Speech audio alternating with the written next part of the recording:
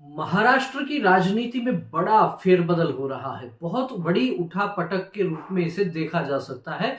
महाराष्ट्र में स्थानीय निकाय के चुनाव के जो परिणाम आ रहे हैं वे निश्चित रूप से इस बात की गवाही दे रहे हैं कि लंबे समय तक वहां गठबंधन में रही भारतीय जनता पार्टी अब सबसे बड़ी पार्टी बनने जा रही है। जी हां, वहां 29 नगर निगम के जो चुनाव हुए हैं उसमें 29 में से 23 नगर निगम में सीधे सीधे भाजपा बढ़त ले चुकी है और भाजपा का बोर्ड बनना ये तय हो गया है। लेकिन उसमें भी सबसे बड़ी बात यह है कि एशिया के सबसे अमीर स्थानीय निकाय जिसको कहा जाता है बीएमसी, बृहन मुंबई नगर निगम, उसमें 28 साल बाद शिवसेना उद्धव गुट की जो है वो सत्ता से बाहर हो गई है। सत्ता में बने रहने के लिए उद्धव ठाकरे ने वहां राज ठाकरे के साथ भी गठबंधन किया था, लेकिन कोई काम नहीं आया और भाजपा वहां क्लियर मेजॉरिटी में आ रही है शिवसेना एकनाथ शिंदे के साथ में।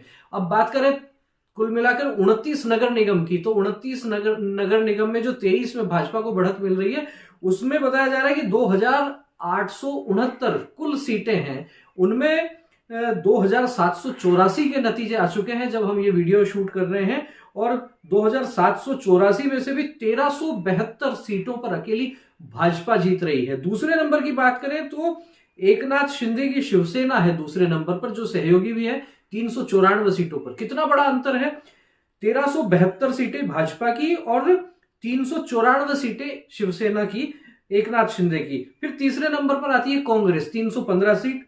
अजीत पवार की एनसीपी जो है वो 158 सीटें।